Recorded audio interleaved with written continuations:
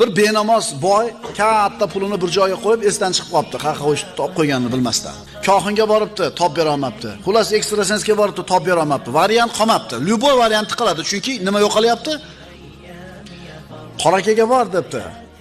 Qoraka maslahat beradi debdi. Desa, qorakaga ketdi. Qoraka qarab turib, hech kim top bera olmayapti desa, bo'pti, Alloh diliga solib 100 rakat namoz o'qiysiz. 100 rakat namoz o'qigandan keyin duo qilasiz, Alloh bir qalbingizga soladi debdi. Xullas ertasi kuni haligi boy topdi pulini. Sovg'ani ko'tarib, bir qandaydir qismini ko'tarib ketdi. Domla rahmat, mana sizning maslahatingiz bilan pulimni topdi, mana uni oling mendan hadiya debdi.